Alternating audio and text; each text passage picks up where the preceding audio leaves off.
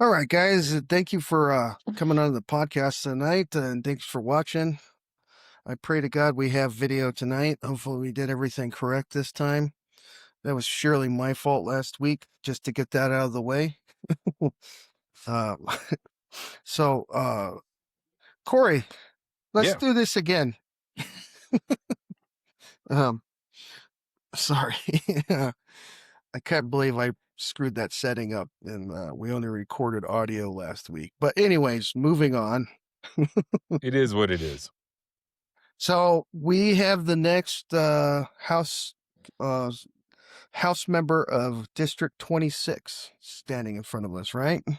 Yes, I'm sitting right in front of you, and I'm going for District 26 in New Mexico, in Bernalillo County. And I've been campaigning, going door to door and getting signatures to get on the ballot, which has been an amazing process as people, A, they don't know what district they're in. B, they're like, you're going door to door, or are you like with someone else? You're the candidate? You're actually doing this on your own? Yep. Yeah. Yeah. And then give them, I have my whole bio on the back of the sheet that I give them. The front has a QR code so they go online if they want to, if they don't want to sign. And they're like, you're a chaplain, pastor? Oh, running for representative in the lower house? It's like, yes, that is me. And so got to meet a lot of people in my district, and looking forward to meeting a whole lot more. A whole Yeah, lot well, more. where is that? Do we have a video? Do you gotta I've been looking into this. That's the districts in this state are bizarre. Yeah. They literally cut up the state into like weird things. Like there's like 5 districts in Las Cruces here. But like Truth or Consequences has like 1. So they literally gerrymandered it. Yeah. So my first day on Sunday, I did 14, got 14 signatures. Next it was 9, then 5. And so I'm on my way and just going door to door and trying to figure all this out. March 10th is when I have to turn everything in and have to have everything done before then. So I'm just cruising. Um, Go ahead, Colin. You have Yeah. enough signatures to be eligible though at this point though, right? Yeah, I have, I believe it's 28 on paper and then 5 online. So I have more than enough. Yeah, well, here it is. People don't even know me. I'm a new person to this. People don't even know what district they're in. And then also I got to talk to people and they told me what they are worried about and what their concerns are. And one was, how do you the population crowding of the jails, how do you take care of that? And I was like, I don't know. And tell me a little bit more about what you're talking about. And so 45 minutes later, I walked away and I was like, yeah, I don't know what the solution is. Yeah, we have to put bigger minds, brighter minds together to find the solution on that. And I've been enjoying this whole thing. And uh, it it's fun in a way. I have because New Mexico has been a little bit more warm, about 80 degrees. So I have now a tan, which if I was up in Minnesota or other places, I would be pasty pale right now. Not seeing a whole lot of sun, but I got a lot of sun in the last few days. It's been pretty nice. I'm glad because You're perfect for this. Yeah, Yeah. I knock on 20 doors and I'm like ready to start like popping tires. I get so angry. Like, you have a good bedside manner and it translates. You're a good candidate. You're gonna learn a lot. You're gonna see so yeah. much about people and everything, and I mean, I'm excited to vicariously learn through your experience. This is going to be very interesting. Yeah, and it's been fun sharing my successes. Yeah. Yeah, I've been able to Yeah, get this done, that done. Just got a bank account the other day, which on Monday, I believe it was, and which was just a nightmare almost how to get that. This So might I've been learning a be lot. an interesting, Hmm. it might be good if you also share that on, like social media, kind of like daily updates. Here's what, or whatever, like here's what happened today, or it's kind of like create like, here's been my journey through this process and chronicle it. Cause this is a mystery to 99% of people. No one knows how Mystery to this me. works. Me No. too. It still is. Like it takes, you got to go through. You got to go through it to understand it. Yeah. So, Hmm. no, I love your updates. I really love them. So yeah, please Yeah. keep sending them, or I think you should publish them. I think it's very interesting, and it adds to authenticity, which you are, and then it kind of like dispels like the mystery of like what's happening, you know? Yeah. So, Huh. but you're going to be on the ballot in the general. Congratulations. Yeah. Because there's no other Republican that's running against me, which is nice. Yeah. Well, And that's like a double-edged sword, because it's like it's either going to be so hard to win that they've all given up trying, I, or well, always remember that guy in New Jersey that almost, he came within a percentile of winning in the middle of New Jersey, and he came out of nowhere. yeah. There's been a bunch of people like that just blindside him. And this is Yeah. not like, New well, that's Mexico, what as far happened. as the DNC is concerned, is on lock. They're not going to spend a ton of resources down here. You get a good Oh, ground yeah. game going, you'll sweep. It's Well, It's very possible. So I went to a what is it, a meet the candidate thing last night down here in Las Cruces. And started talking with some of the movers and the shakers in the Republican Party. And I don't know if I'm supposed to say this, but yeah, I'm going to say it anyways. Basically what they're trying to do is they're trying to like go after the hard to win districts to freak out the Democrats, so they have to like defend it and spend money to go after to keep the seat. But that's an eternal strategy. If they can get some sucker to step into an empty seat and run, then no offense, Corey, but it Some take from it. I've been their hearing that a lot. perspective, it's like, yeah, great, why not? It's no sweat off their back. But if you get a good ground game and you get like grassroots supporters, people that'll come out and block walk with you, they'll start paying attention and be like, oh, how do we capitalize off of his energy for our stuff? Yeah. And that's okay. That's how it works. It's like business. It's just pure competition. It's cutthroat, cold blooded, but at least we know that on the front end, And I know people in all the different aspects of uh, either Republican, Democrat, Independent, and all that kind of stuff. And I talk with anybody, and that's kind of a good Yeah. thing of mine. I shared this with another friend, and he goes, "Hey, just tell me, how can I help you? How can I help support you, get the word out, and stuff like that?" He goes, "You're a great candidate, even though I oppose a lot of your views." He goes, "You're just a great person, and you'd be great in there." Yeah. I was like, "All right." Oh, cool! I found the website I wanted to show Yeah. here. I And want I to think show we the need more people like that that connects people from all aspects. I'm You that have kind a of a guy. spirit of healing about you where you're not trying to, it's in a real way, not where it's like, well, I'll compromise on something I know to not be true to make you feel better, but you have the ability to make people like, to not just say, "Oh, you're an idiot, like get out of here," like what I would do. So, which is useful. So you're you're an exceptional candidate. I think like, Here, I'm gonna put this up real quick. You guys gotta see this. yeah. This is the most gerrymandered crap, I mean, stuff I've ever seen. So Yep. here is Here's the map here.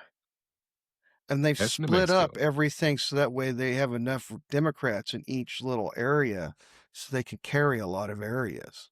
I mean, Like, I'm look sure at right that's how here. it goes. I just don't know the demographics or population. Well, Oh, okay, they like here, look split at that this. city in half. That's funny. Look at Las Cruces. This is the city I live in, right? Yeah, I mean, There but is that's literally, pretty normal for cities. You kind of have there's that. 100,000 people here. This is 100,000 people. Yeah. And they have half the university split. The C is over here. This is a different community. You know, this is the district I live in, 35. It's just like, it's Yeah. bizarre. Like literally this Both neighborhood sides do it. here, this here's on, this here side's off. Republicans don't do it enough. Like, we Yeah, should do it way yeah, more. but look at this is Corey's district. This is 26, right? And that's 29. No, it's Let's down. see. Go down. It's to the That's left. right here. It's that big pink. Yeah. Yep. Yeah, so like they have like this little sliver of this community over in here. Yeah, but this is a And then weird district in a way that you could actually pull this off. This is very strange. Like, I mean, it's. but look at District 13. Like, holy moly. So, I mean, you just couple got to people get are like, why didn't you just like sign all people's names and for them and all that kind of stuff? I'm like, Because they that's won't not who accept I it. am. Dude, I'll tell you, if you take some drives out into the boonies, to the county houses, and you do door knocking out there, word spreads. No, you with don't those people. understand. You don't understand. No one lives out here. Like, there's nobody. There is. There's people out maybe there. There's 5 a houses community. out here. There's a community right there. This is the prison. This is the landfill right here. And this is the jail. Well, This there is you the go. Go to the racetrack. prison. They obviously would vote for me. Look As at long as they're not felons, just get the misdemeanors. Hey, I just like. So here's the landfill. Here's the solar energy. Ooh, here's the prison. Yeah, And this here's is the a very interesting area to work out of. Yeah. It's my But- area. Yeah, I know. It's just Yeah. I get 'cause to I'm like, live oh, it and, I But- canvas so like and the I went upside down is to you get this- to meet so many people and Mhm. build so many relationships out of goodwill, you know, of trying to like, Yeah. hey, I want to help, you know, and that's valuable for your ministry as well. So there's really no downside in doing this in terms of exposure. It Yeah. just I mean, yeah, you run a personal risk for sure if you become a threat, like a real threat, but we'll cross that bridge when we come to it. So Yeah. But like, see, this is where you think like a real district would look like here. You know, look at the area it covers. Like, it's pretty big. But then down in here, they're like, in this one city, they have, you know, well, they have to argue based on population density and also demographics. That's kind of where the arguments come into play. But really, the way it all happens is in the state house and backroom dealing. You do this, Yeah. I'll give you that, and that's how districting happens. Yeah. So yeah. that's how it happened. gonna That's learn how all it's about always that. happened. Yeah. Yeah. It's that's just how it is. Yeah. Very, very interesting. I'm very, very excited to just see this again, or be a part, just to observe this and not have to do it myself, to be honest. Like, There you but go. I'm very, very, very honored to know you and help and do whatever little I can, very little I can to. So this is help one of push the this. responses to one of my door knocking because I get off work, drop my son off at home, and then I gear up and go out, walking from door to door. And this one lady's like, "It's dark out. What are you doing?" And I was like, "Hey, this is the only time I have after work to come and knock on people's doors about 6:30, 6:45 at night. And if it's summer, it's not that dark and that kind of stuff." But she was like, "But you're out at night." I was like, "Yeah, well, this is what I'm trying to do." And so she signed the paper because she believes in the Republican ways. I was like, "Okay, let's go for it." but that's what I'm doing. I'm for about an hour to 2 hours. Well, actually, I cut it off before 6:45, so about an hour and 45 minutes, or maybe hour and 15 minutes, depends on when I get home. Yeah, that's the time that I have to go door to door Mm-hmm. and weekends. So I'm learning a lot about because people are more home at evenings around 6-ish. I Well, found that and out. then people don't usually want to talk to other people in the morning. They just want to go to work. Yeah. Yeah, I don't want to talk to other people in the morning. Yeah. Yeah. Until I have my cup of coffee. This morning Yeah. when I was talking to you at 10 o'clock, you're like, you're on the phone. You're like, yep, that person I probably should talk to. I haven't had enough coffee yet. So I was like, Hey, I know myself and I yeah, know well, there's how I work, and I do better when I do that. Yeah. But thinking of elections. I have to say that I've never watched an election in the state I'm not in so intently as I did the Texas one yesterday. It was like, come on, Crenshaw, lose. Come on, whoever's running against them, just lose. We need to get the one-eyed pirate out of there.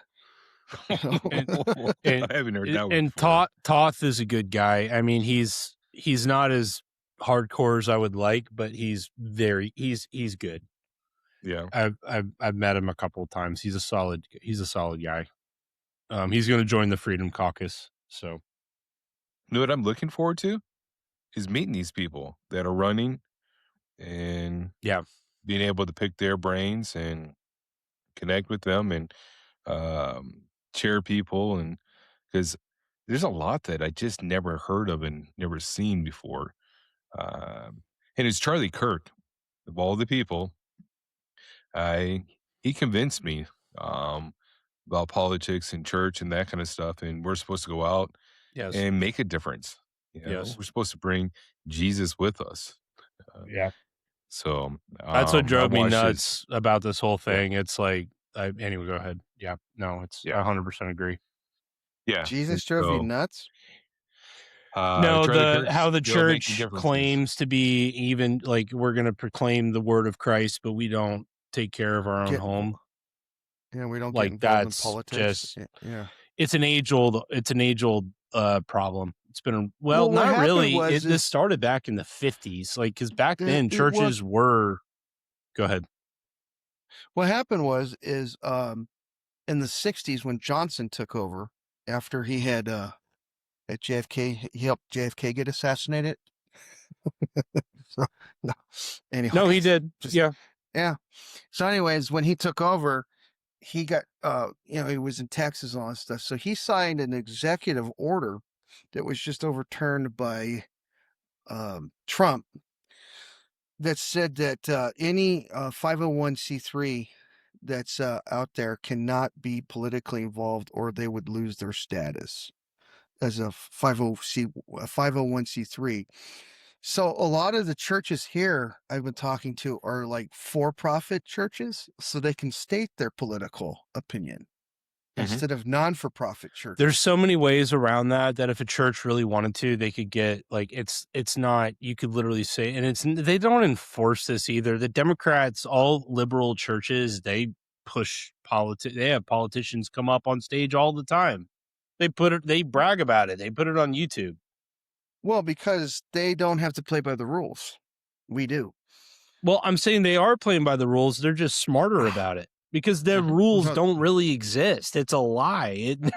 It was a psyop to basically make people just go, well, we can't do it because it's against the law. It's like, okay, what are you talking about? What law? I don't know. It's the Johnson Amendment. It's like, okay, what does the Johnson Amendment say? And then that's where people go, it's like, okay. And first off, it's like, so you're not allowed to talk about issues? Let's just start with issues. Forget about having politicians. Can you talk about an issue? Well, that's the thing that's always frustrated me with my religious upbringing. I would talk to like the pastors and they would always like pussyfoot around stuff. And it's like, dude, because it's a divided house. They got Democrats and Republicans and they can't lose it. We've talked about this 1,000 times. It's all about the money. Yeah. Yeah. Yeah. Oh, No, yeah. it really is. And it's not just like, it's like, oh, they're greedy. It's that churches, like if you were in a board meeting for a church and you didn't have ice cold blood in your veins, I feel like you would not be able to handle it, because like they don't make any money. Like it's just kind of on a whim and Oh, a some do. prayer. Oh, dude, I Some do, disagree, but the 'cause vast Others majority do don't. not make I'm talking about the vast majority. Yeah. That it's just, how do we make rent is basically the discussion. Yeah. How do we keep the lights on? Yeah. It's survival. And Mhm. that takes precedence over anything else. So Yeah. well, Corey, you ran a church. And not just one. Oh, I ran several. Been on several boards, and in one church, I had the shortest board meeting ever. oh yeah. And one of the guys, he was a former SF guy, and he's doing contract for the government and all that kind of stuff. And he was there, and man, this guy was amazing. But another board member was talking about how they should have done this and done that. And the guy turned around, I was like, no, we're not doing that. This is the topics, and you will not get on a tangent. And so it's like, all right. Went back, and we hit everything on that board agenda, and it was done within like 30 minutes. Usually they're like 2 hours, sometimes 3 Oh hours. yeah, and they're dude. When my Yeah. disgust of politics, I have to say, was rooted in my parents being on the church board, and I'd have to go and try to like sit through that stuff and listen. I tried to listen to what was going on, and it's such petty stuff. It's just like, really, you're wasting our time talking about, the color of someone's tie or whatever. I mean, I'm just saying, for instance, it wasn't really that, but it's just like the pettiness of Yeah. those stuff. It's like, we're here to talk about how we're going to fund a pantry, and you're talking about some dude wearing earrings on, or some woman wearing fancy earrings. Yeah. I mean, Man, I had yeah. this one church in Missouri, amazing church, and it just got healthier and healthier. The conversations got stronger, and the board meetings, 30 to 45 minutes would hit everything, and I just loved it. I don't like doing those kind of things, yet they made it easy, and they had a focus of their community and all that kind of stuff. I really enjoyed it. Yet there's others. It's all political. If you're not within the party and you go against, yeah, you can get ousted or sidelined or whatever else. But that's religious politics. It's different, but it has some parallelism in them, and you just got to learn how to figure out your way through it and stand your ground. And you either are one side or the other, and the pendulum switches. So uh, I don't know, but you're frozen. anyway, I'm very proud to know you, and I love what you're doing. Yeah. And what do you mean it stopped? Well, we had a little technical difficulty there, so sorry for the abrupt ending, but now we have everything up and running again. So we were having a pretty good conversation, but what we were laughing pretty good in the little thing here. What were we talking about again? We were talking About about how Iran. Yeah. there's stuff going on in Iran. Yep. Well, I thought it's great how they kind of thought that China was going to come to their aid, and they kind of estimated wrong. China's like, we ain't want no part And of Russia. this. And Russia's like, hey, we got our hands full over here. So first off, that's a great point. Russia and China, which, you know, is supposedly the new axis of evil with Iran. It's like, wow, they're being real quiet about. I mean, they're ostensibly, you know, putting out like, oh, this is very bad. We're very upset about this, but they're not doing anything They're like, that we we can condemn you see. strongly. Yeah. And so, and this goes into the theory of, was a deal made on the back end with civilian governance, a faction within the Iranian leadership to eradicate foreign actors, aka the IRGC, the clerics, you know, the idea that these guys are being funded by intelligence groups, including the CIA, MI6, aka City of London, that what is happening is we're taking pieces off the chessboard for World War IV or III, depending on your perspective, that we're disarming all the flashpoints on the planet at once that were being prepped and primed to basically create a mass conflagration that would end up in a liquidation of assets and reallocation of or a rehypothecation of what assets and of what assets cost, of how to recollateralize everything. Because what do you do in a bankruptcy? Well, you gotta, you know, if this is one of those situations, it's like what happens when the bank has bankruptcy, and not just like a sub bank, the prime bank. Well, they got to blow up their collateral to erase all their ledgers. Yeah. And that's what World War I was about. That's what World War II was about.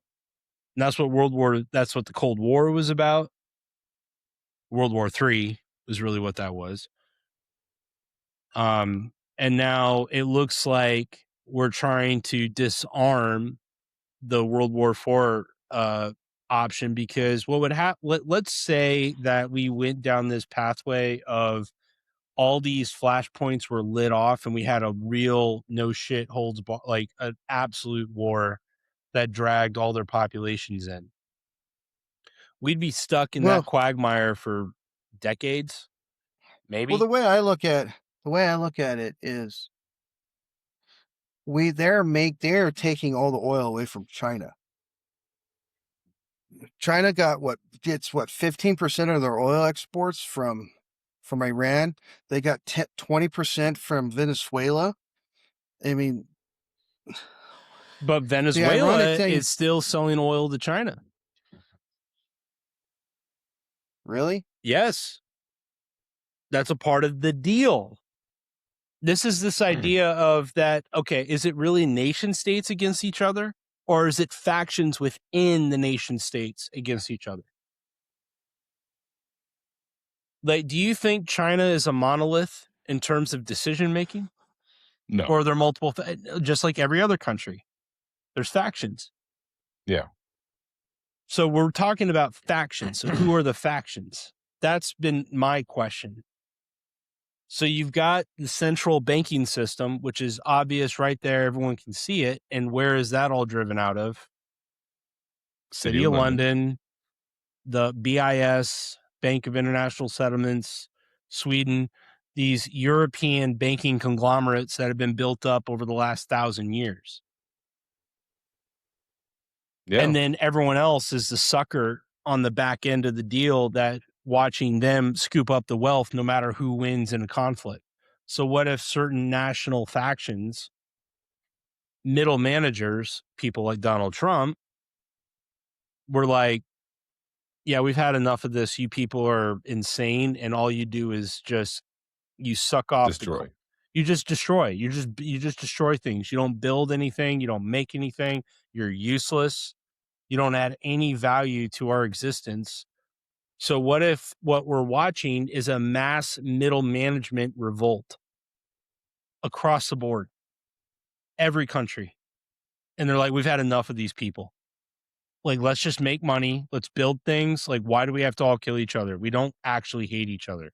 Yeah, we don't need to kill each other. Like, what's the point? So all this stuff is artificial. So the problem with Iran is you've got like when you get people, you get religion mixed up with an eschatology. Like, I mean, What? we're Seventh-day Adventists, so we know what eschatology is. I've Like, never heard of that. So what, end of the world, like prophecy, end times. why don't you just say that instead of coming up with it's this? called Because it's a single eschatology. word, and it's The study of. Yeah, whatever. But that drives the logic function of a lot of people is, well, it's like I've heard this from so many Christians. It's the end of days and Jesus is going to come back in a chariot and save us. And I'm like, okay. And that therefore we just got to wait for him. Okay. So you just sit there and don't do anything. Yep, exactly. Pray. Get closer to God. Just hope and pray. Close your eyes and pray.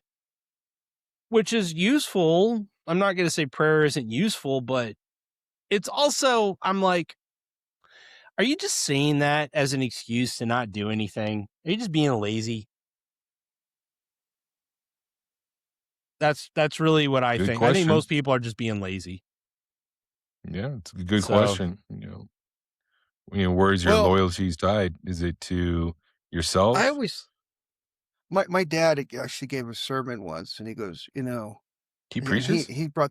He gave a couple preaches when we started our own Seventh-day Adventist church. It was fun. I can only imagine.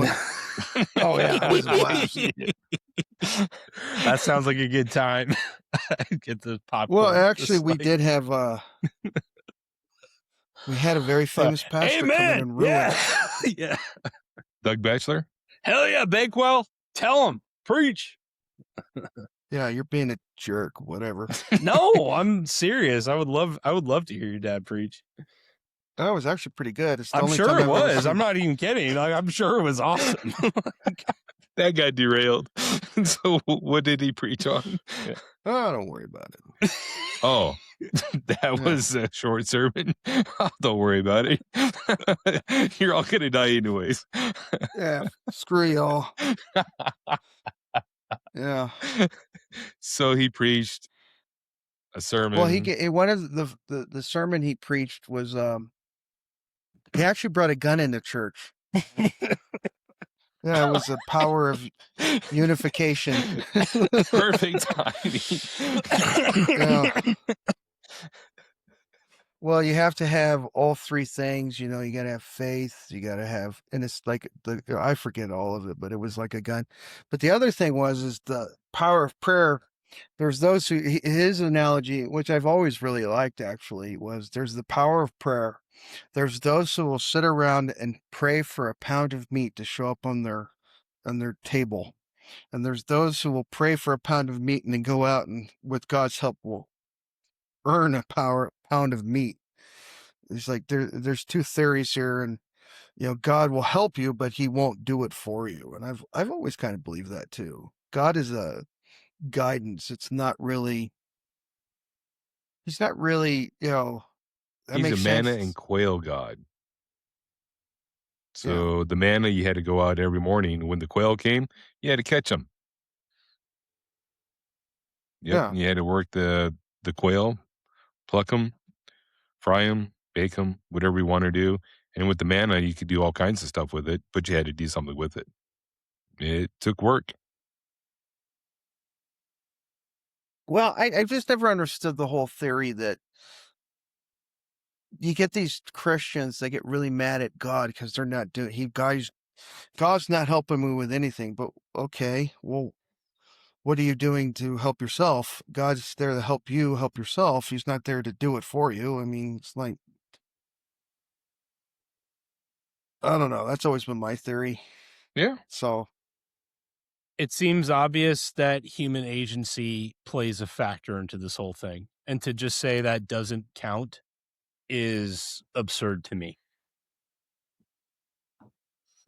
Yeah, I mean, every story we have, there's divine intervention, but it typically happens with those that are in a faithful mode, that are aiming toward a goal, and they don't know how to get there, but then pathways open up for them to get there. If it's if it's in alignment with the divine, it's kind of, I mean, this is an old idea. This is like pre-Christianity idea. If the gods do not will it, it was not meant to be, but, and kings, emperors tried to, twist and contort God's will and they became gods so they could, cut out the middleman, be the middle manager or whatever. Yep. And, and the whole discovery we have, and it's a very personal one, is, and no one can convince you of it, is you act out in faith enough in the world and you see what happens.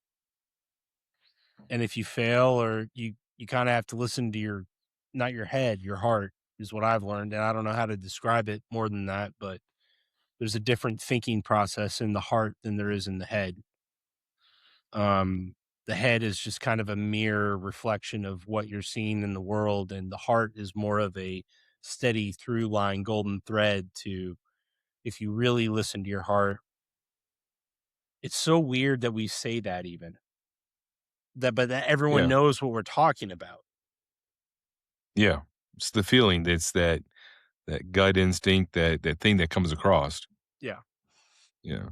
And when The you thing focus I on always, something, a lot of times you will not look at other things in the world or around you and all that kind of stuff.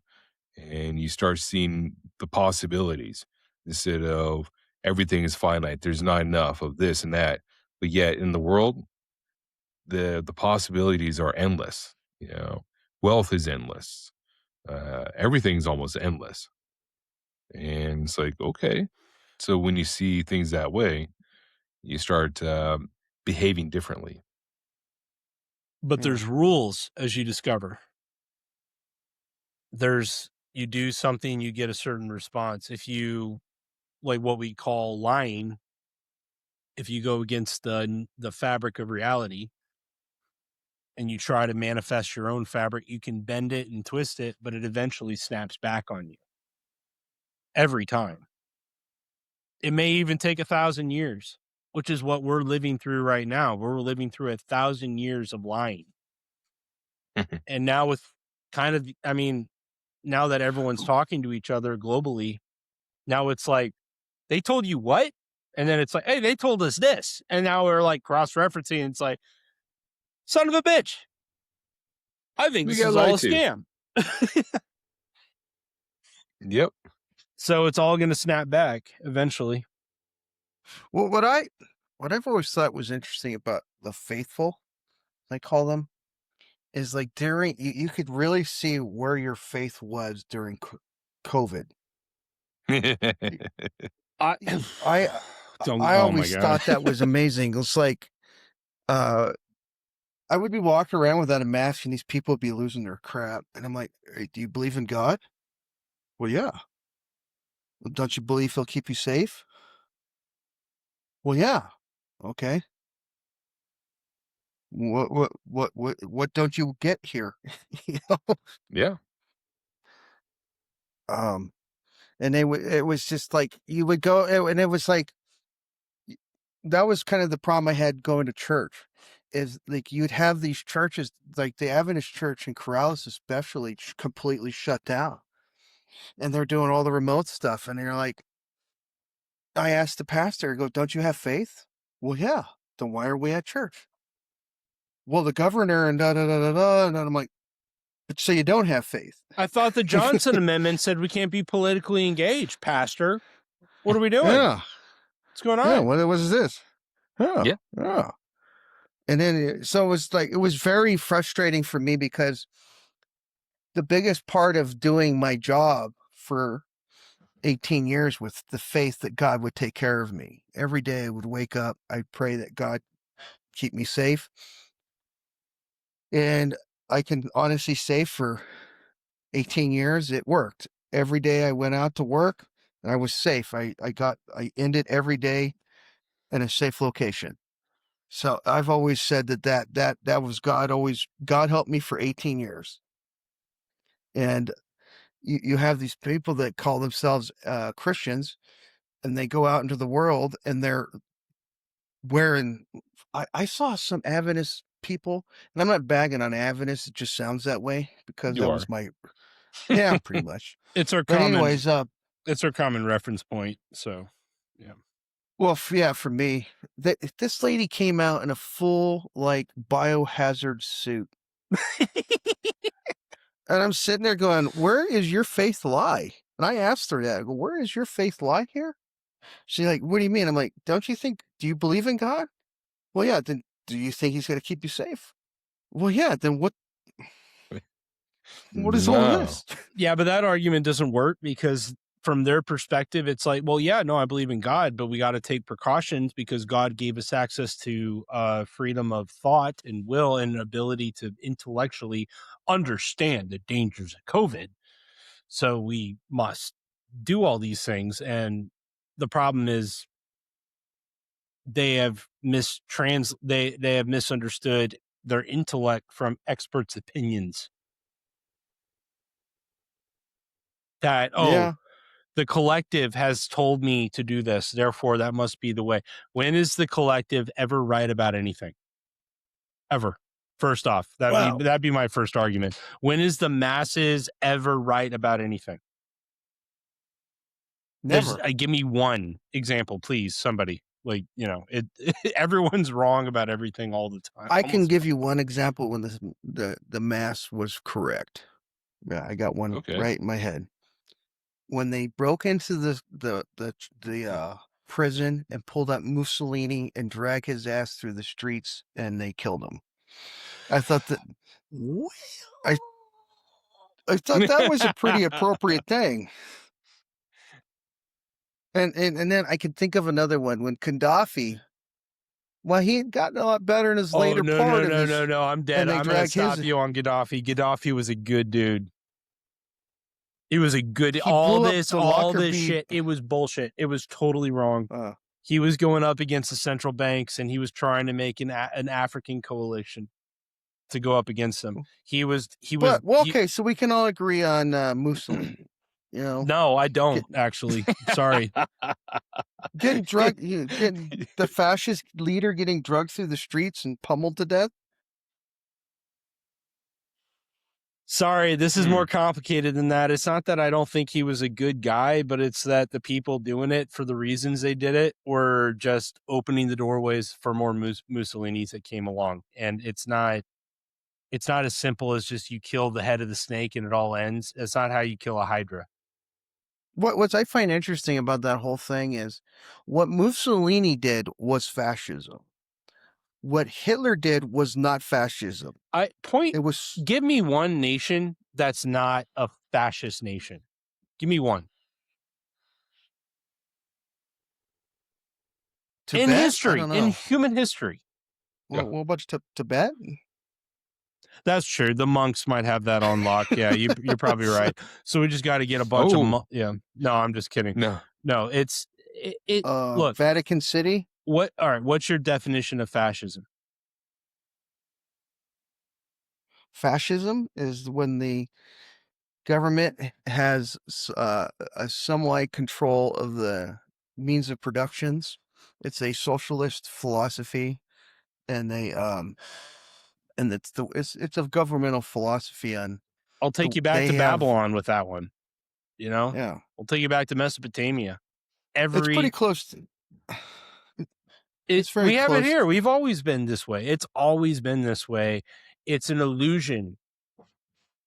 And it doesn't mean that, we should let the government have total control over everything. That's not what I'm saying. I'm just saying that I don't believe in any population where where they have like total control over the population. I don't believe in any government where they have total control over the population. Overregulation is not something I'm a fan of.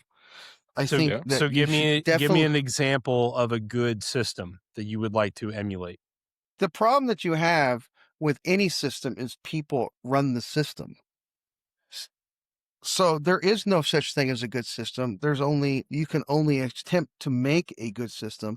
And even though we have our flaws, the system we have in the United States is the best that we've ever come up with. And it's still flawed. So this goes back to what Tom Luongo, Susan Kukinda, and Ian Burlingame, and even Colonel Towner. This is kind of what they've been trying to describe: is the American system was an attempt. I'm not going to say it's going to work, but it was an attempt to break that wheel, and through the mechanism of production. They always go to Hamilton's report on manufacturers as one of the pivotal pieces of the founding fathers. That basically Hamilton's idea was, we just create a economic powerhouse where at every level the government, focus on manifesting the highest. We create the most output and quality as we possibly can, and just focus on that and make that our guiding light. It doesn't mean that you're not going to have government oversight. That's going to happen, because that always happens in every government. You're always going to have government oversight. The idea You that have the to. private, you have to, because what happens? The private sector ends up becoming the government if you don't do that. And every time I've ever worked for a corporation, they've always tried to become a government. They try to run themselves like a government. They're like, well, Mr. Bakewell, you can't go do that because corporate policy says, well, that's not a law. That's your policy. Well, I just mean, look at the Senate. We had the most expensive primary in American history take place in Texas this last week. Between 70 million. It's over 100 with Oh. just Cornyn. And they're ready to throw in another 50 for the runoff. Really? So money buys policy. Always has, always will. And unless the culture changes around the nature of government, that government is about you treat it like a corporation in the sense that it's about the bottom line, how do we mass produce everything we need? And people go, well, that just makes the corporatists rich. No, it does not. Well, it does, but it also makes the lower level people rich too. That's how you get the trickle down economy, is if you have mass production, and that's the metric of which we measure success. Everyone benefits from that, because then we're producing, it's about I said this the last time we were together. There's two ways to look at the universe: scarcity or abundance. Mm-hmm. So if you look at the world in abundance, well, let's maximize abundance. Mm-hmm. Yeah. And the reason why the gatekeepers don't want that to happen is because they won't be the gatekeepers anymore, because they're incompetent. And you hear that word a lot from a certain orange man running around. Well, they're incompetent. And he says that because they're not, but they are. But it's also that it's an idea. It's a philosophy. It's a philosophy of, yeah.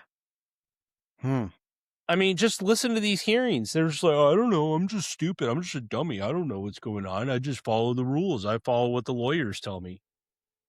Even though they know, damn well they know. Like watching that Tim Waltz. Exactly. I was just thinking of that. Yes, exactly. Oh my God. Exactly. Well, I'm the governor, and why would I know all the numbers? Yeah. Because that's kind of your job, bud. Or you bring someone up and say, tell them the numbers. Yeah. And I hate to say it, but a good manager doesn't need to know all that stuff. The problem is he's not a good manager, because his metrics are about winning elections. That's his measure of success. That's all it is. And to win elections in America, it takes money and influence and networking. That's how you win elections. And what this whole attempt with the grassroots, as we call them, is an attempt of a organic rebellion against that. And it's just going to take a long time before people realize that's our only real mechanism to break this.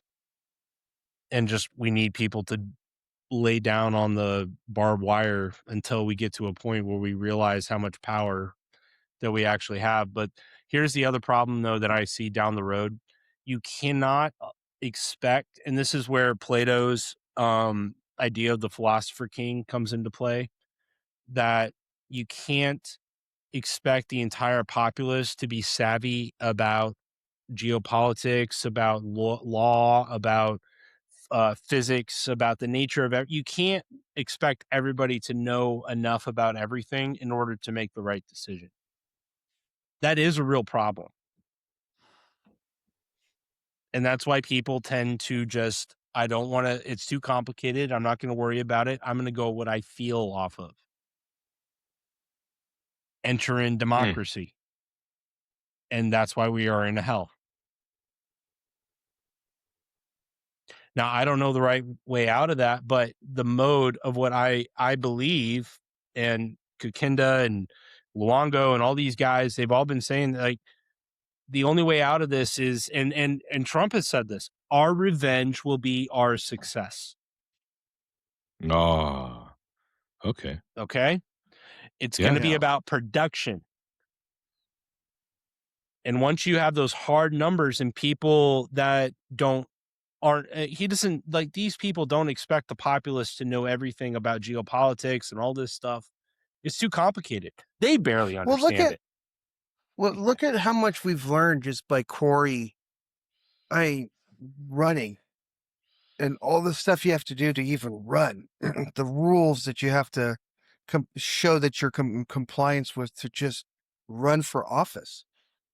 You can't even, and there's a you lot have of ways to have a to bank get disqualified. Yeah. Which is good and bad, but at the same time, you know, and I've been watching politics since I was 7 years old, you know, with my dad on the job sites, listening to Rush Limbaugh. That's where we first started. And I never understand the intimate nature of what you have to do to get it all to function. It's just mind-boggling. Yeah, like from an outsider, until you get into it, in the middle of it, it's like a TV show you're watching. It's like these people are characters. You don't realize they're real until you go up and, like, hello, Mr. Sid Miller. How are you today? Well, the government just tried to murder us all, and I'm trying to stop it. I'm like, okay, great. That's right on. Thank you, sir. Keep up the good work. Keep doing that. Keep stopping that shit. Please. We really appreciate you trying to keep the government from killing us. I'm going to go over here now. He literally told me that to my face.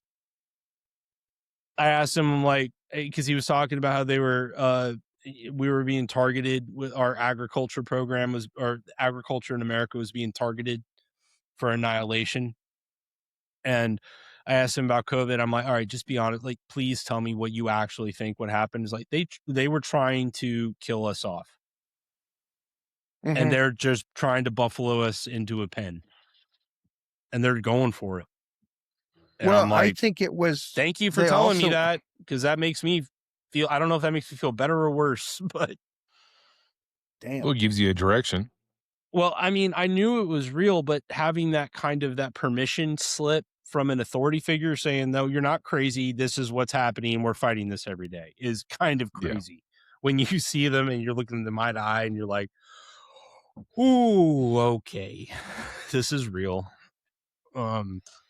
It's not just a figment of my imagination. I'm not just making stuff up. But the thing that I find interesting about this whole process, I'm used to listening to pundits because I'm working and I'm in the middle of it, and you're listening to their interpretation of what's going on and here or there or whatever.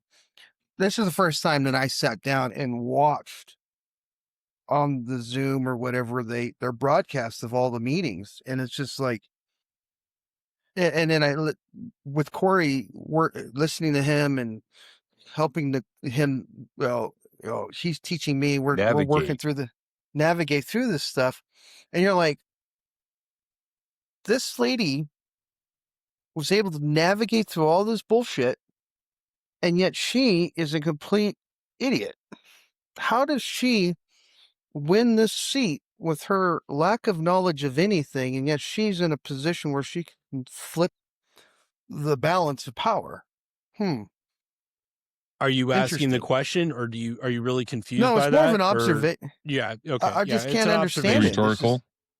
It's rhetorical. Yeah. It's like, how Yeah, can but do you this understand lady? why they can? Oh, Okay. Corey, do you have an idea?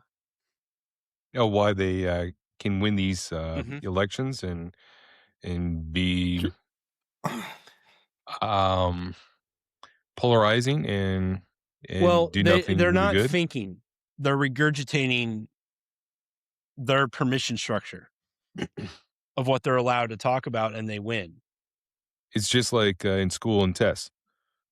You learn what the teacher wants, and you spit it back out, Yes. and you get a good boy or a good girl. You get the A plus, and that's how it works. And you can throw a lot of money at the A plus people. Because it's also predictable. That's what corporate or business models need, is predictability. Mm-hmm. And that's what it comes down to, all the way down to your local county level. They need predictability, or else they can't have a business model. but these people are also the ones that down here in Las Cruces, their pressing issue, and this frustrates the crap out of me, so I'm going to vent on this, is the world is coming to an end. So you know what we have to do? Plastic bags are evil. If we have to get rid of plastic bags, and if you don't bring your own bag to Walgreens, we're going to charge you a 10-cent tax for the privilege of having a paper bag. So you know the idea of opportunity cost? It's an economic notion where basically if you allocate all your energy focusing on one thing, then that said energy doesn't get allocated into a more productive or another um, method that can create more wealth or more prosperity or whatever. Like what they do by doing these stupid little things is it creates an issue that everyone's fighting over. That, okay, let's say we win the plastic bag argument, which we will, and we do, and we have around the country, is, well, we just spent 3 years fighting for plastic bags versus fighting for something more productive. So it just wastes our time and energy. Yeah, That's what a lot of this is. well, It sucks but you into the whole void idea of that it's just Yes. that. it's the whole idea that it's a syntax. Yeah, it's like creating non-issues. you're making non-issues and you're frustrating your whole population when you can't spend any time figuring out how to get rid of the homeless population that's defecating in the streets, peeing all over the walls, and setting up all this. I mean, it's horrible. But even what they're that's doing. an opportunity cost, because that should have been I mean, we've had ways to deal with this for thousands of years. It's just in the last couple of 50 years that we've been like, oh, I don't know what to do about this. We've always had an answer for this. It's called deportation or insane asylums. But they're not. It's like they literally have laws that control this stuff, vagrancy laws, all this stuff, and they're just completely ignoring the rules that we've put into our society. And it gets you getting all pissed off over this instead of looking at what the real issues is. I understand the opportunity cost. Yeah. Yeah. And and it's not that every one of these people is aware that that's what's happening. It's just that they're so scared of losing their position. It's like anyone in a corporate, or it's like that kid in class that's in the front row raising their hand. So teacher, I'm the good one. I know, so they can just get good, and they just, hobnob and that's who runs the world right now. And the only way to stop it is to do what? Jump in, be a part of the system, and change it. Mm-hmm. Nobody wants. Take People really don't responsibility want for an insane problem. Yeah, that's it's But you don't do it by yourself. You do it with others. You bring other people along, and so as a collective group, you're going in and saying, this is not how we're going to do it. We're going to do it this way. And so things start switching and turning tides. Otherwise, it's just all we do is say the same thing over and over again, playing about the same things, just like a board meeting, and nothing moves forward. 100% agree. I'll be right back. I do want to talk about these drones. Give me 2 minutes. Oh, drones. With the But, ships that have been sunk with all the drones on them, or the drones in the water. uh, There's so many drones. I have a They're conspiracy all over the theory I'll share place. with you in a second here. So hang on. Yeah. Nice. Hurry up, man. And we made him disappear. Yeah. Well, we didn't make him. He made himself. That's pretty cool. Well, he does have a point about the whole opportunity cost, and you get so frustrated over this stuff, it pivots your attention towards stupid stuff. Yeah. Yeah. And it winds people up into it. I got caught up in it. And then I was like, some places still do it. Other places are like, nah, here's the plate. How many plastic bags do you want? Other places are like 10 cents a bag. Or Yeah, there's well, some places that are doing the paper bags. It's like, yeah, all right. Or the other people are like, I'm bringing my own bags in. I'm recyclable. I'm recycling. Like, I don't get it all. For me, I want to go to the store, and I know this is a simplistic thing. I want to go to the store, get what I need, and get the things that I don't need, because I get the extra stuff too. Bag it up and take it home and utilize it, whatever it is, and make my life better or uh, fatter, because sticking a spoon into gelatinous something. yeah, sounds And pretty good. yeah, so Mm. yeah, I get bifurcated from what is reality and what should be going after, and being uh entangled into this mess of what really has no real value and meaning, but everyone's into it. It's like a fad, and then it goes away. Then another fad comes in, and that goes away. Well, it's like when you go out to California and all the straws. It's like we can't have plastic straws, man, because it's hurting the population of the ocean, dude. And then you go out there, and what do they have the plastic straws in? Plastic straws are in paper coverings, and paper straws are in plastic coverings. It's like, okay. And then the box that the paper straws come in is a big plastic box. So the paper straws come in a plastic box covered by plastic coverings. The plastic straws come in a paper box. It's like, What happens if we just ignore them and go in there and take over and say, hey, no, we're not all about that. We're all about these other things that are more pressing for our community. And you can come, and you got like 5 seconds to share. And then we're going to move on to what really needs to be explored and to engage into, so that we can better our community. And if you don't have anything that's really going to benefit our community, then this is not the place to come. Uh, be on your computer. Go to X. Go to Facebook. Go to Instagram. Be a keyboard warrior. But we need to really focus on what is really important. I do like it when you go against those keyboard warriors and you go and confront them in person. It is impressive the look on their face. Or when you're talking, like I remember about, How did you I think, find one? That's my well, question. I had a lady that was actually a phone warrior, and I was Phone working. warrior. I had them come over and work on my Sick. house Okay.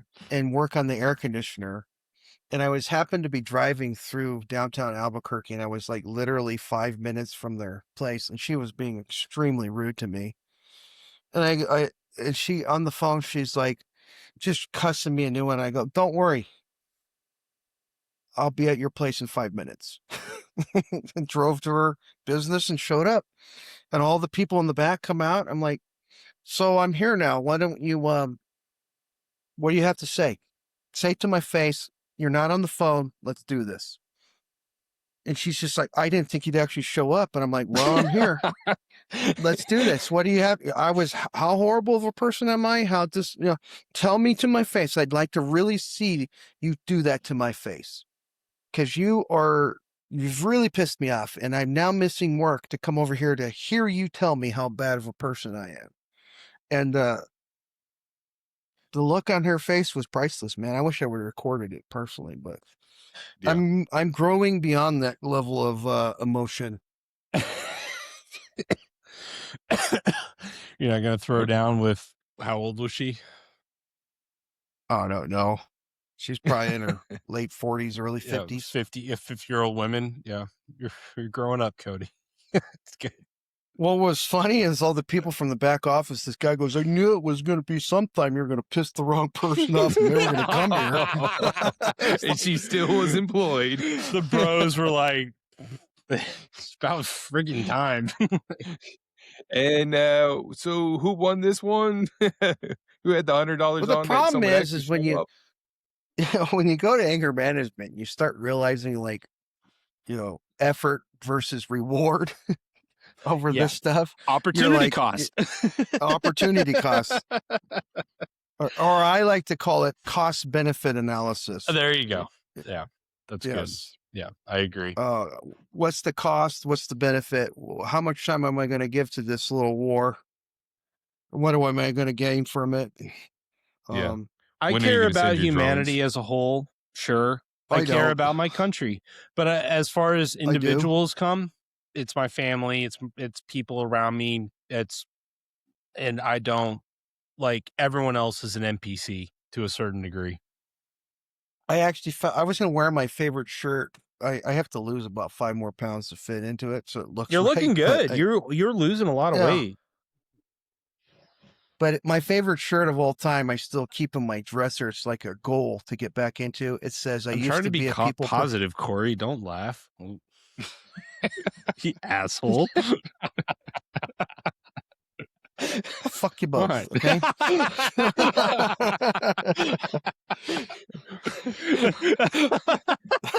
Yes, Big Daddy.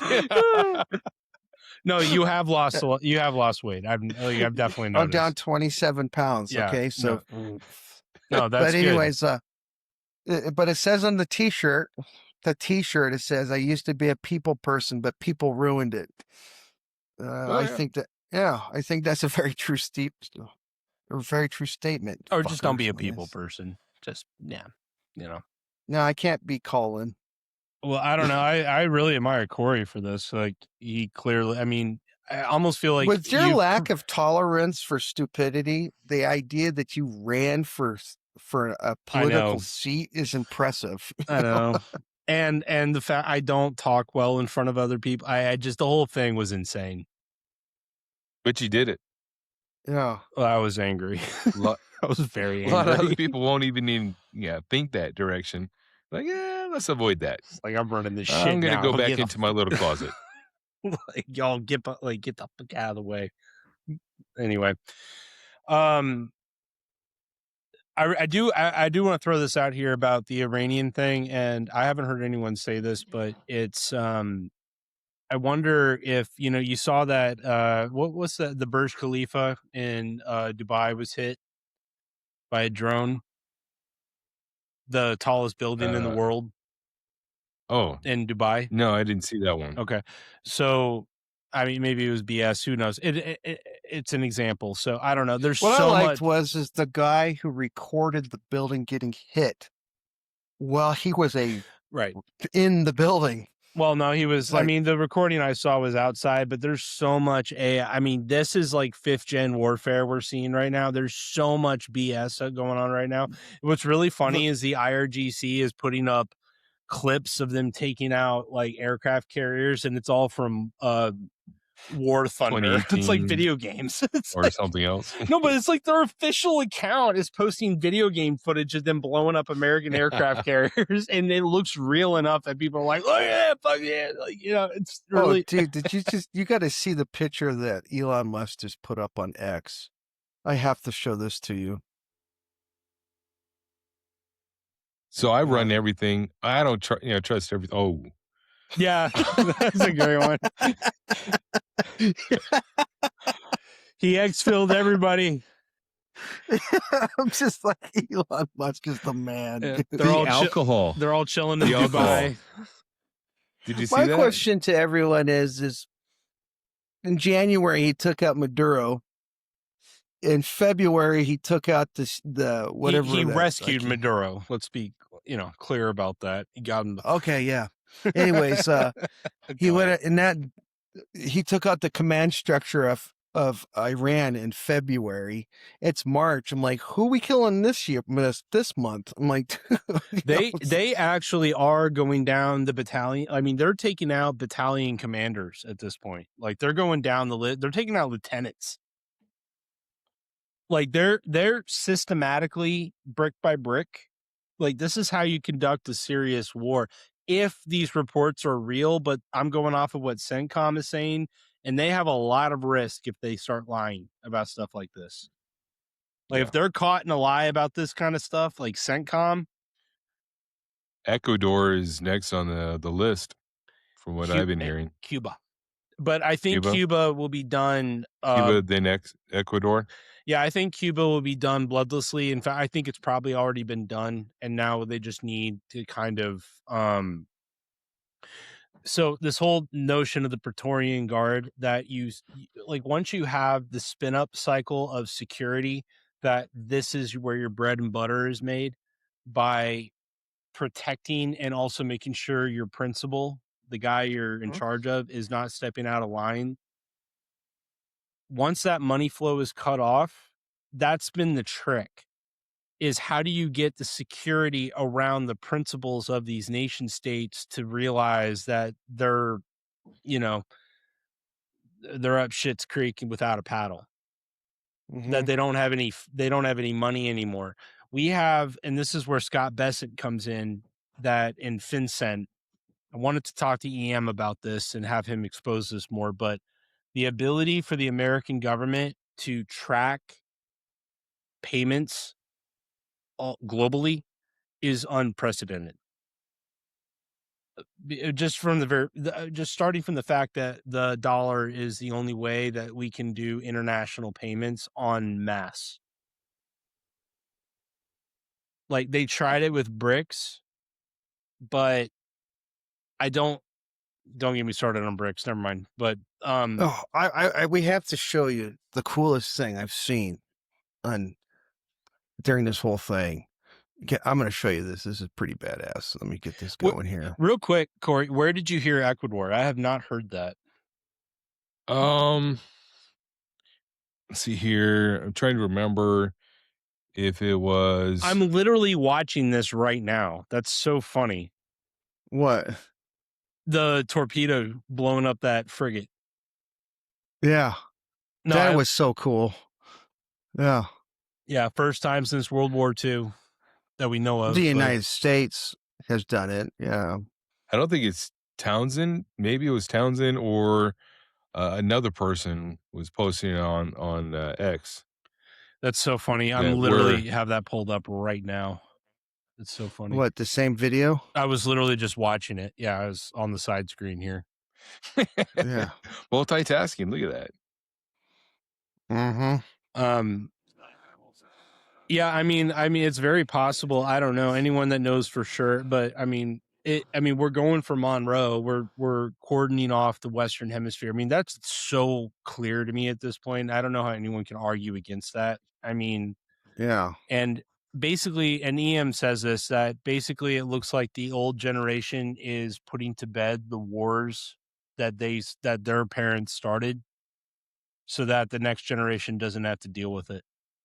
Because first off, we're not equipped to deal with it. We don't know the history and how all this stuff actually works and the networks. And I mean, it's not an accident that we have a geriocracy in charge of the world right now. Well, yeah, geriocracy, especially in America. I mean, really, it's mostly America. I mean, the UK have a bunch of useful idiots they can draw upon, but here it's. I mean, the rest of the world looks at us and it's like, you have people in Congress and in the Senate that die in office, like regularly. Yeah. That's crazy. Like, that's insane. But so Yeah. the quick thing about the drones and about 5th gen warfare, Oh, dude, did you hear what the coolest part about the drones that the United States have been building?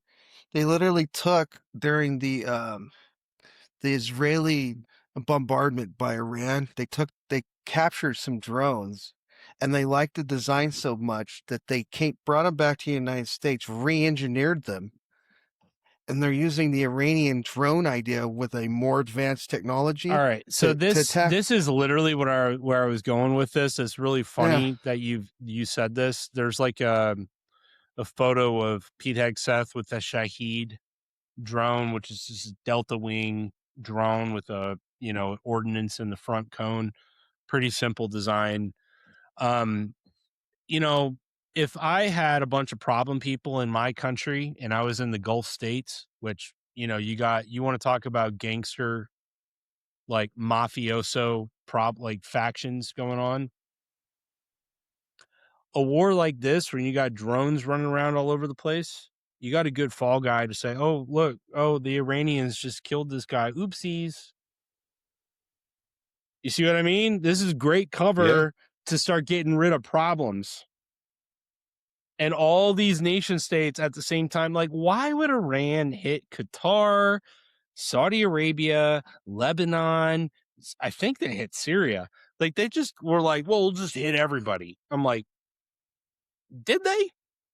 Or did a faction within those nation states maybe throw a few drones around to kill some of their problems and then just blame Iran? Because it blows up. It's like, and it's all looks like the Shaheed drone. Delta wing, simple design, C4 in the nose cone. Pretty rudimentary design. I've been reading up on this what guy I would that's the do. past. This guy is nuts over here. Which one? Because we can't see. You're dumbfounded right now. Dude, this guy is talking about, he's using his pulpit as a bully pulpit. Literally talking about how we need to acknowledge that trans people need to have birth control too. Are you talking about Tallarico? Yeah. Wild guess. How did I guess that one? No, yeah. I mean, you brought him to my attention as I looked it up. It's like Tallarico's running for Senate in Texas. He's a pastor. Yeah, I heard about him. Democrat. Yeah. No, he is he outs Crockett. Yeah, he is an unbelievable little shitbag. Like, you could not, I cannot say enough. Like, it's so Ted Cruz he is so disturbing to me. Like, when you watch it, he goes in front of big mega churches and preaches. And we're talking about the Johnson Amendment. Well, what's funny is Ted Cruz's post is, just type in Ted Cruz. It came up like 2 minutes ago on X. And, no, I actually post. think this is worth watching, so like you guys and people can see what we're talking about, because this dude is unbelievable. He's nuts. Yeah, I see it. Did you pull it up? Yeah. Pushing it up right now. Hang on.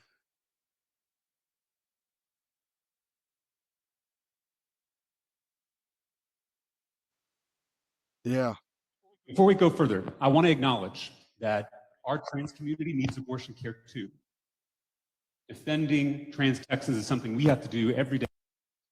Before we go further, I want to acknowledge that our trans community needs abortion care too. Defending trans Texans is something we have to do every day. That's not the full thing I was watching. No, I mean, there's so much. I mean, there's so many things. Like, there's thousands of clips of him, and it's go to Ted Cruz's thing. I mean, Yeah. I'm on his page right now. And he just put a post up from Ted Cruz to there. Let's see. And how do you say it? Physiognomy. I can never say it right. What? Physiognomy.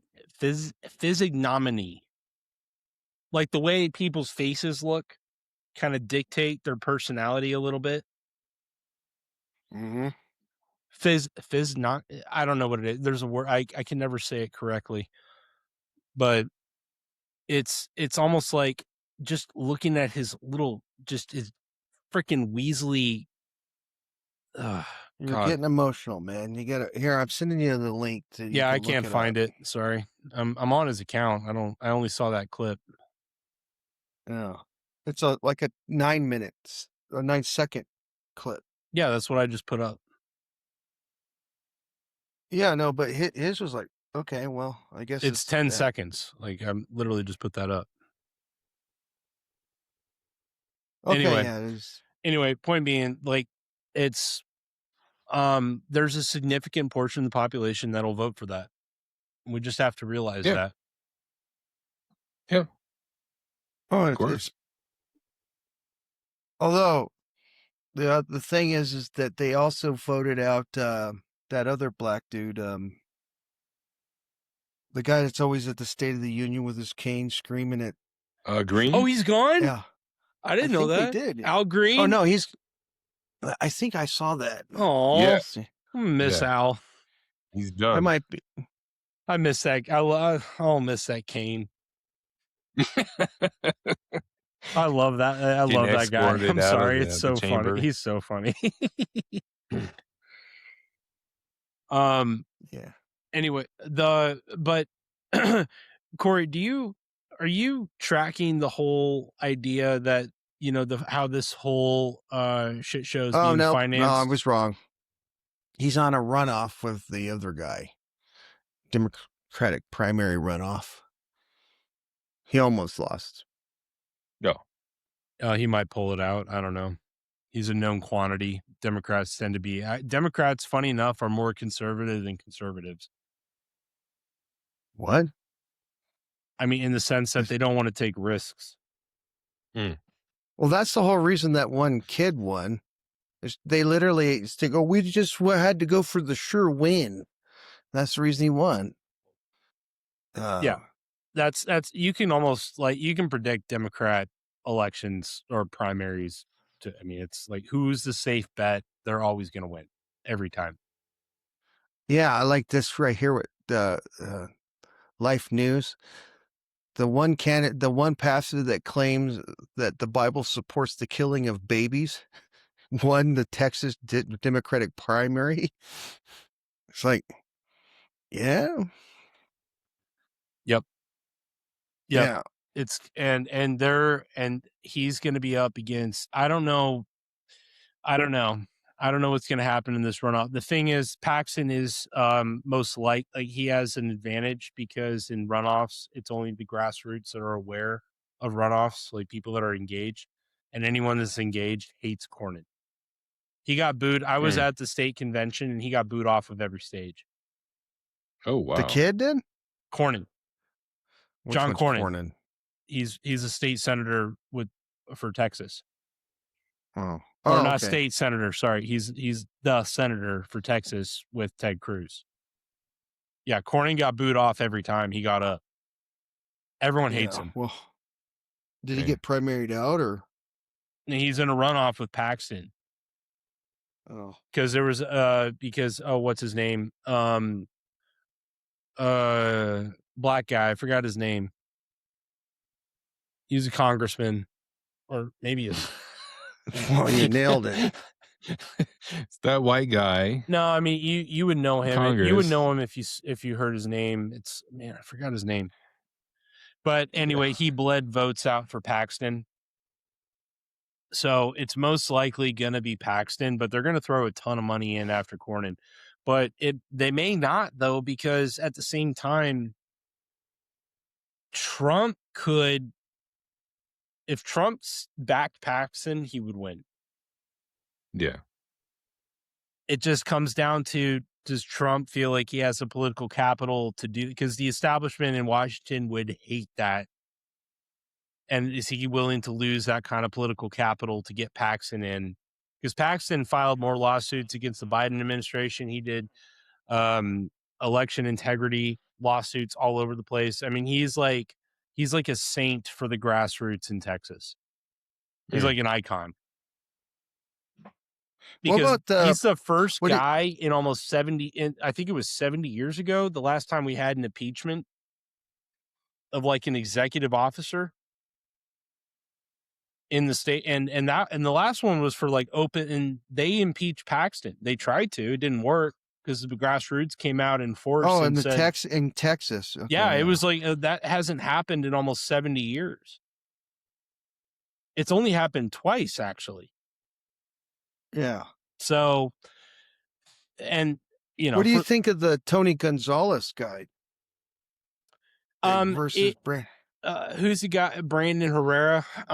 He just needs to keep going. He needs to keep pushing, and he'll win eventually. He just needs to keep it. It's really hard to take out incumbents. It's really difficult, especially in Texas. I mean, Texas is the size of France. Have you heard what the guy got? You know, like did you hear what he got? His whole what's his come out about that? Yeah, his aide committed suicide or set herself on fire or something. She committed suicide because he like manipulated her into an affair, and she felt so guilty that she went and killed herself. Did she really set herself on fire? And I don't know anything about that. That's what Brandon said. He said she set herself on fire. It was like, I watched the thing he put out. I didn't remember that. Maybe I might be misremembering. Never mind. Like, because that sounded crazy to me. I don't know where I got that from. Fire. Fire. Fire. Yeah. Yeah. So, fire. But Corey, I was asking you, and I'm asking you, not Cody, because I'm not. Well, I could ask Cody. I'll ask both of you. Equal opportunity here. Do you understand what we're talking about when we have these guests on and we're talking about City of London and financing and all this stuff? Yeah. Cody, are you tracking this? Like that tail? And this isn't like how you got caught up in fire. I'm looking up fire right now. All right. Never mind. Sorry. He's gone. No, fair enough. Yeah. And it helped to read that book, The Devil's Chessboard. Yes. Yeah. And others. And it all comes together. And David Talbot's a Democrat. That's a Democrat saying all that. Mm-hmm. So, I mean, it was a great book. It's long though. Did you listen to it? I listened to it. Yeah. Okay. Yeah. No, it honestly is great to listen to. It's too much almost to like, you can't sit down and read that. You really need to just kind of listen to it. And it's very listenable.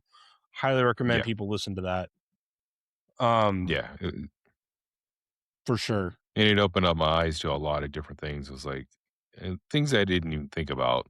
Yeah. And it put things in perspective and stuff. And people can change the narrative if they're in certain positions. Especially you have control of the media. For it. Mm-hmm. And what's the first thing Trump went after? Media. Every day. Every day. Fake news. And he just hammers it every day. Yeah. For almost a decade. Just nonstop. And it's things like that I'm like, this clearly has been thought out to some degree. I just, it's too well planned. And the fact that he had the gumption to go in and do this whole Iranian thing, you would not pull that trigger unless you had certain guarantees lined up if you were a business guy like Trump. That's why I'm convinced that a deal was made and that this will probably, because Iran is very complex, because, I mean, that has been a British psyop or a British controlled element, well, since World War I. And the amount of elements that are in there. And I mean, imagine, like, put yourself in the shoes of a radicalized Muslim fighting for your civilization. Why would we want to do that? We're not crazy. Don't understand your enemy. Yeah, well, If you want to win, that's what you do. blow yourself up. That's how you win. So I But don't- the but that, I mean, this is multi-generational, and they don't, and especially in a place like that, it's kind of like how you see in the cartels down in Mexico. You don't have a chance to make a lot of money unless you're mobbed in. Yeah. Or it's like New York and when the Italians were running it. You know, it's like you're not going to run You're up the ladder. You have to do it. And it's whoever the power structure is. So in an overt mob state, but they couch it in religion. But the Mexicans do this too. The Mexican cartels do this too. They mask themselves in Catholicism all the time. Yeah. And they can actually do it because basically here's kind of what I imagine what happens. They bring you in, and let's say you're like, hey, I don't want to do all this stuff or whatever. It's like, hey, look, here's how the world works. You live in a world of gangsters, and we're going to get what's ours. And yeah, we're going to have to do ugly, nasty things, but look at what these other nation states are doing, or look what these other, official, everyone has blood on their hands, and that's how the world works. And that's what we're doing. And we're trying to get ours, and we're fighting for what little we have. Do you want in, or do you want to be a sucker on the outside? Yeah. Do you want to make money? Yeah. Or do you want to be poor? Yeah, I mean, that argument is only for people of conscience that are still competent, that they don't want to just whack and get rid of. Yeah. But you just say that to them and just say, hey, this is how it works. Do you want to, like, there's no other game. Yeah. You win? So, and then that's where ultimately it comes down to, in my opinion, the American citizen. We're the last free people on dude. earth in our minds. This Gonzalez guy's a piece of shit. My God. He went down a rabbit hole. Yeah, I'm sorry. Do you understand what I mean by that, though? Do you agree with that? Like, because I mean, I've been to Europe. Europeans are slave-minded people.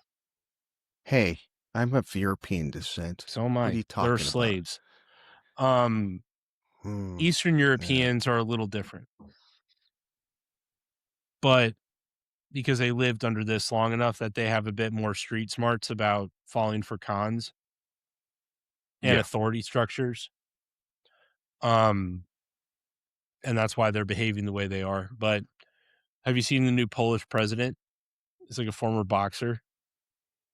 No, I haven't. Oh, he was at Davos, and he's like ready to he was like you'd see in his face, he's like grinning at these guys, and he's like, I'm gonna eat you alive. Like he's ready to eat them. Like he's like,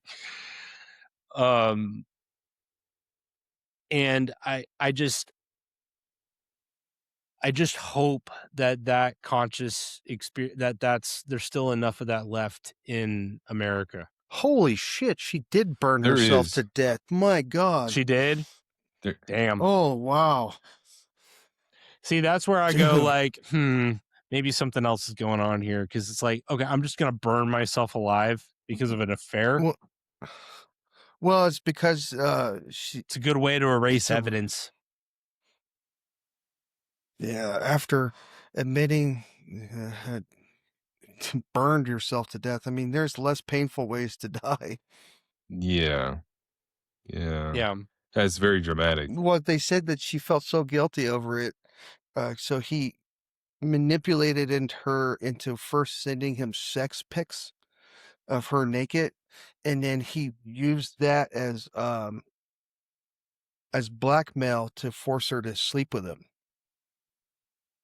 And then the shame of him of her sleeping with him drove her to the only way she could feel she could relieve it was to burn herself.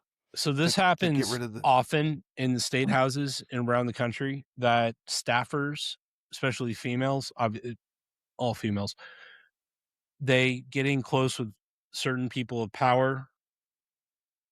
He called it a lapse in judgment. Huh. Yeah. Real lapse in judgment. I don't buddy. know. I just like if you're burning a corpse, it's like you're erasing evidence. I don't know. But he was, yeah. So he could have had it taken out, and then But he this offered is to a- pay. He offered basically, from what it is alluding to, he offered to pay the family hush money. I can't confirm that, but that's basically the track I'm going down. Now they're suing him for the another- cartels, based on my personal experience and down here, is I would guess the cartels have about 50% influence on our state house. At I could least see that. I would comfortably say 50. It's probably more. And when I say cartels, it's who allows them to work Gladio, intelligence operations, keeping people in line, use the dirty people to do the dirty work.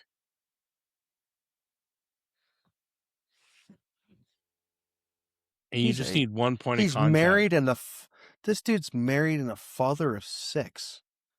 And he cheated on his wife with his aide. Yeah. Wow. The thing about state level, sorry. especially in New Mexico and the southern states, Corey, you're Wow. getting Yeah. mixed up in a bunch of intelligence operations and spies. Didn't sound pretty Like, intelligent everywhere. to me. It sounded They're- pretty stupid. If you, Well, I agree. Well, yeah, that's, So a lot of intelligence operations going on, Gladios. you're walking literally into a war zone, and they kill people. No problem. There's easy way. I mean, they have no problem killing people if they have to, or causing all kinds of problems and damage. And they'll start with like looking in your past if you have anything on you, messy, bad some like get like a woman from your past to come forward to say something or whatever. I mean, they'll lie. They'll say, but I mean, I know people that they had exes call them and say, "Hey, I had these guys call me and say that you raped me, and that I was supposed to come forward and make a statement about it. And they were going to pay me like $500,000, and I told them to go to hell." I've had multiple people tell me, not that much amount of money. I've only heard one other person tell me that, but that happens down here all the time. Hmm. It's straight up gangster shit. Yeah. Because we're talking about billions of dollars, especially in Texas. We're talking about so much money. So much money. So Yeah. it's definitely not boring getting mixed up in all this. I'll say that. Yeah. It's a different battle, Like, different fight. I mean, to me, this is like the real, like, people. Make sure you have your soul in order, in essence, dude. I'm just saying, Yep. And tread lightly. Like, tread lightly. Yeah, do what Teddy Roosevelt said: tread lightly, but carry a big stick. Yeah. Build coalitions, allies, which you're doing just organically because that's your personality. So I'm not telling you you're already doing this. You already got it. So, anything? It's gonna be a fun journey. You're gonna learn so much. I'm gonna learn so much again vicariously just watching this again.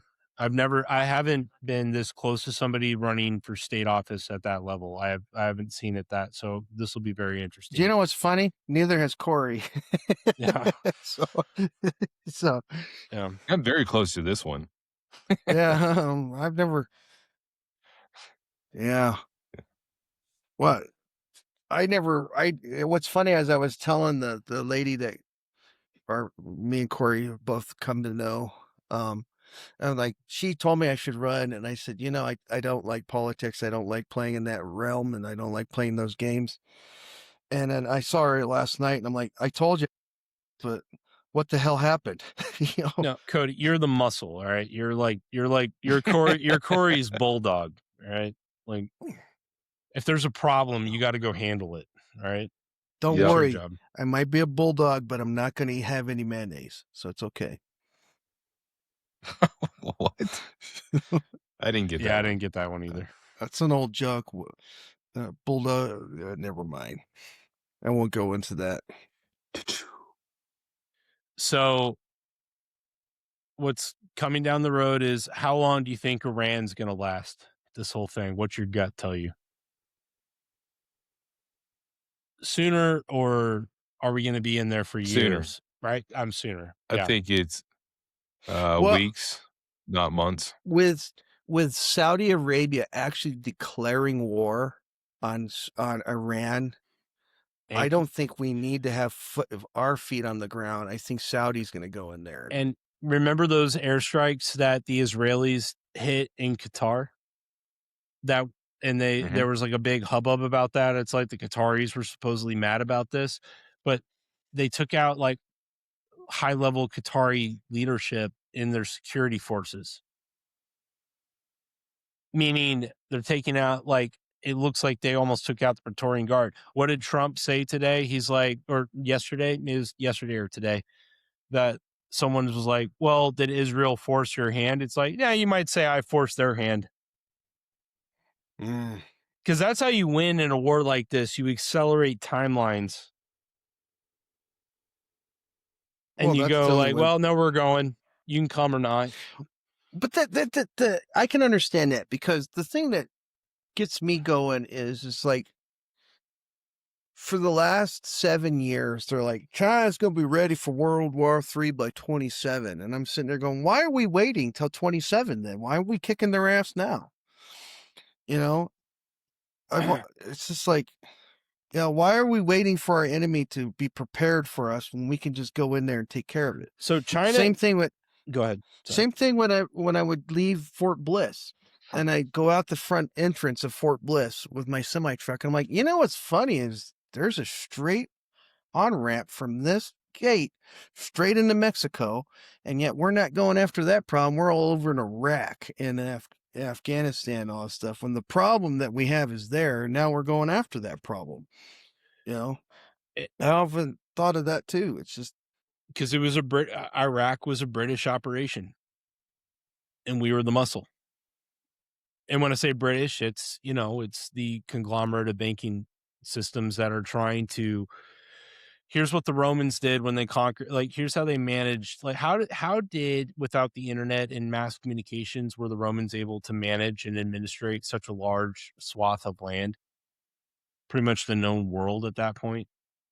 North Africa, the Mediterranean, Europe, all the way up to Scotland. Like, how did they no, he manage? didn't get up to. No, you're right. Yeah, I'm sorry. But basically Scotland was no, you're right. Hadrian's Wall. Yeah, But, I was just saying, but no, I was thinking of Muslim. Anyway, they, you redraw borders, you bring in disparate ethnic groups, red ants, black ants, shake the jar up, get them fighting each other. And then you don't have to do anything. Let them fight, let them take all their energy out on each other. And you just sit back and collect taxes. And you play both sides depending on who's winning and losing. You just, through espionage or back channels, you manage it. And you only need a few people to do that.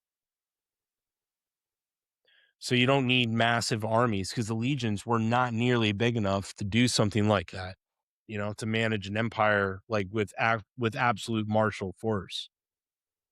Yeah. So that's how the modern world is managed. And now what I see happening is what we're doing by instituting the American system of production, we're breaking away from that system of red ants, black ants. It's all about production. Yeah. And these people hate competition. It's like, have you ever seen There Will Be Blood, the movie? No. It's with that's a pretty good movie. It's fantastic. It's like, he's like, I hate it's like, this will be, I'm going to pull this up, but Oh no. This will be the last thing I have for tonight. Oh, thank you. No, I'm just kidding. I'm kidding. But Just this is think. literally the psychology of these people.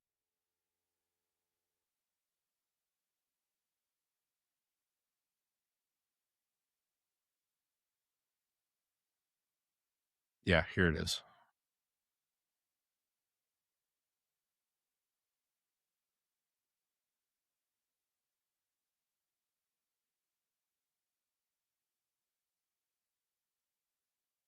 Sharing. Come on. Here we go.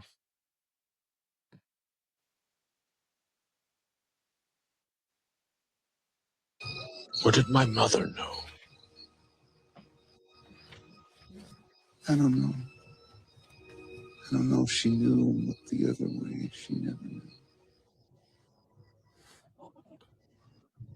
Why did you leave? I know you didn't get on with her father.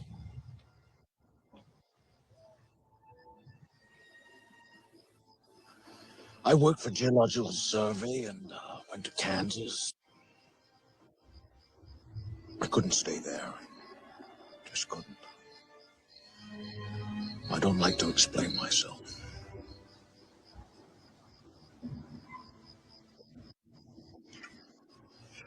Are you an angry man, Henry? I love you. Good night. About what? Are you envious? Do you get envious? I don't think so, no.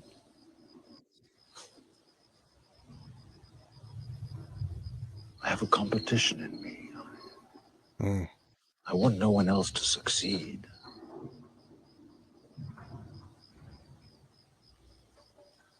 I hate most people. That part of me is gone.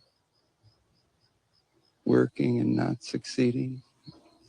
All my failures has left me. I just don't care. Well, if it's in me, it's in you. There are times when I look at people and I see nothing worth liking. I want to earn enough money I can get away from everyone. Can we, like, this is getting boring. What will you do about your boy? Yeah.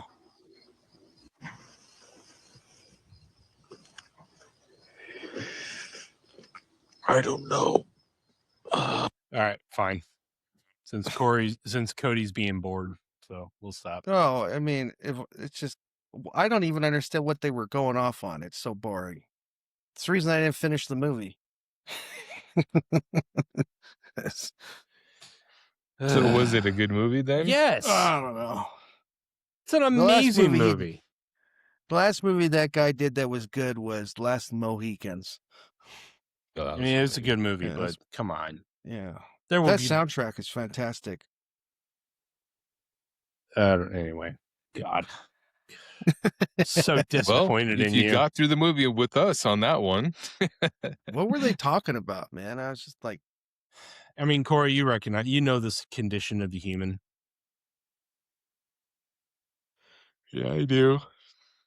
And there are those that don't want to win, but seems like most people want to win. They want to be I think it's maybe even less than probably half the population wants to dominate. I think most people want to be in some kind of connection, but there's some people there that just want to dominate and they don't want anyone else to win. They want to be um, the end all, be all. They want to be uh, power, the prestige, and the money, and they want to control everything.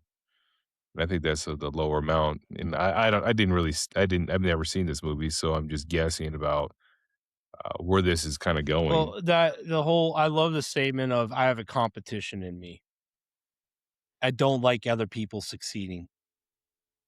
oh, is that what was the whole thing about? That was really Okay. the main premise. That's why it's okay to stop it there. Yeah. That they the system we've been under are monopolists. they're not this whole idea of free trade and competition is an absolute lie and illusion, and they will not allow real competition. They will, I mean, because in their mind, they live under the Darwinian laws that, well, therefore, because we're stronger, we have the right of kings. Yeah. It's hard to argue with that. But people still argue against that. Well, we can argue, but it eventually comes down to violence and enforcement. Mm-hmm. Yeah. And they have all the Violence and violence and action. enforcement. They have control. And how do you, and they've gone around the violence part to just cutting off people's supply of their life force, which is money for most people. That's not really what life is derived from, but that's how most people act. Or access. Sure. Yes, big time. Yeah. And you got to play the role, you got to, be an underling, but to be a top boss, you have to be willing to kill your own family. Or what's that line in Heat? So you feel the heat coming around the corner. Like, don't be attached to anything you can't drop in 10 seconds or 15 seconds or whatever he said, De Niro. It's Yeah, like, and that's how he wins in his game. Detachment. Yeah. So if you're playing the game of materialism, you got to be cold. I mean, you have to be this kind of cold blooded. So to fight a system like this for the sake of humanity, let's say you're a bleeding heart humanitarian and actually like humans and don't want them all to be, chattel slaves and despondent, useless creatures. How do you fight a force like that? You almost have to become it. Mm-hmm. And then enter in Yeah. what we're seeing with Venezuela and Iran. Like, it's like if you try to stop us, we're going to kill you. They're straight up just talking like that. Which is like, we haven't heard that kind of language even in World War II, it was couched in ideological terms. They didn't flat out say this is a gangland war and we're not going to allow you people to rule over us, so we're going to kill you if you get in our way. Okay. We're going back to primordial energies is what it looks like. It could be good or bad, I don't know, but I'm just saying it's real because that's what it ultimately comes down to, violence. And it's rolling down. You can't stop it now. No. No, the dominoes have been knocked over. We're in it. It's going on. Yeah. So the big question mark to me, and this is kind of the thing I'd like us all to maybe think about, is I do not understand what's going on with China. I cannot figure it out. It is so complicated, and no one really has it figured. I have not heard anyone that has it totally figured out. EM thinks they're, the faction that's taking over China, the G faction, are actually trying to backdoor help the Americans to become a regional power, to short circuit the European banking cartels that have been destroying our civilizations. That's a solid argument.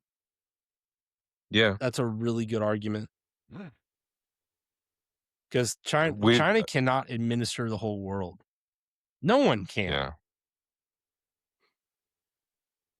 China and Russia. No, they can't. They want to manage their own areas of dominance and secure their borders just like we do. Yeah. That makes total sense to me. And it's probably going to be written in history books of actually what happened as people go through line by line what people are saying and doing, if they can get it all. Can you imagine the people trying to write the history books for the last 10 years? How about the last year and this year? I think we're past the point of history books. I think it's over. I don't think we're ever going to have a coalesced understanding of history going forward. I think it's going to be. Yeah. And that's why people are leaving the educational system. Is well, not why, but that's one of the big reasons. Yeah. Anyway. Well, yeah, we'll figure it out about China. We will see. And we're going to definitely, we're going to share a lot of our experiences with trying to, well, when we, as we win our political fight here from now till November. So we're going to have some good insight on what's going on with the politics. And then don't forget about Patreon. Oh, what's that? No, go ahead. Finish your thing. Don't forget about Patreon and subscribing and becoming a member there and get first access and all that good stuff. And how many people are we, do we need to get that t-shirt out, Cody? Well, we 5, have 10, 15, 20. We currently have four paid subscribers. So we need 6 more paid subscribers to get to do the shirt giveaway. There we go. And did you ever post what that shirt looks like? No, I do need to put that up. Let's see. Yeah. Let's go. Are you gonna... I got this for $35 a couple years ago. What is it? Is it silver? Yep. It's about $90. Oh. I'm holding like... How'd you get for $35? That's how much it cost. Oh. That's how fast that's how fast this is going.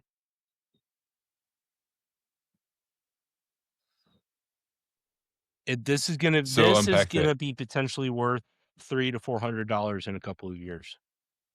This little disc.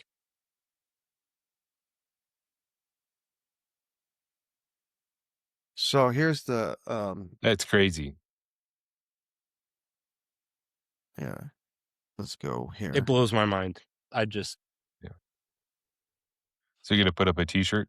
Yeah. We got this shirt. This is the shirt you'll win, battle ready. I really like that. Yeah. So that's the shirt that you can win. So let us know, when you win. There's some rules that we have to follow to select a winner, but we got the rules figured out, but we need to get 6 more subscribers, and we give away a t-shirt here. So encourage your friends and family and everyone else to go ahead and join the rabbit hole community. Yeah. So we can give away that. I really appreciate everyone who subscribed and is helping us out. So we can hopefully start doing more and more projects. Although the support we have got is definitely helping projects already. So, yep. Which projects is that? Well, our website's all paid for. So, so this whole Riverside platform, and so our web hosting is all paid for. We do need to get a website at some point. Well, I know a guy who's younger than us that kind of knows how to do that. Ran a campaign once too. So with the business, we also get a website. Yeah, building the website is a different story. Yeah, well, pay me in silver. I'll see what I can do. There you go, Cody. Pay him in silver. Yeah, 32 pieces of silver or ammo. I got something. Well, I can do the ammo. Yeah, I got the ammo. Just send me like 20, 50 cals. We'll call it even. We're good. There you go. You know that 50 cal bullets are going for about $15 a shot. So yeah, I know. I think I'm good. Okay. Yeah, when we go to the range, Wendell takes that 50 cal out and we start adding up. We take like 5 shots with it. There's $50. We did 10 shots one day, and he's just like, we're calculating out, man, this is an expensive day. One of those rounds takes a quarter like like some disgustingly large amount of powder. I think it's like, I think he can only like load like 10 rounds up with a pound of powder. Oh my God. Oh, it's stupid large amounts of gunpowder in those things. That's a heavy round. Oh, dude, I remember we fired one up at the ranch up in Wyoming. We were shooting manhole covers back when they were merely $3 a round, and we thought it was expensive. And I don't remember the blast that hits you in the face with those 50 cals just hurts. It's just stupidly like you fill in your sinuses when they pull the trigger. It's just like, God. That bullet leaves with I think it has something like 2,400 pounds of energy when it leaves the muzzle. And at 1,000 yards, we were shooting the target at 1,000 yards, and we had to go out and reset the target up because at 1,000 yards, it was knocking over the sawhorses that the target was on. I'm just like, disgusting round. It's awesome. So, yeah. But anyways, I got on another rabbit hole. So yeah, subscribe to the podcast, help us out, and we're going to give away that t-shirt, and we have some other stuff we're working on. The problem that we have right now is I've been spending a lot of my time trying to figure out politics. So, but you know, if you also, well, we're going to be getting a link to, you know, if you want to help our campaign, Corey's campaign out there, we're working on that too. We need to get some good people into the state house and get some not so good people out, we'll say. So anyways, that's our rabbit hole for tonight. And really appreciate you guys coming and hanging in there. If you got this far, I really appreciate it. And then thanks, Colin. Appreciate you coming out tonight. And thanks, Corey. It was a lot of fun. Yeah. Love it. And we actually recorded video this time, so it's very good. Not audio though, just video. We can't. Thanks, you Cody. can only have one or the other. All right, guys. Well, we'll catch you later.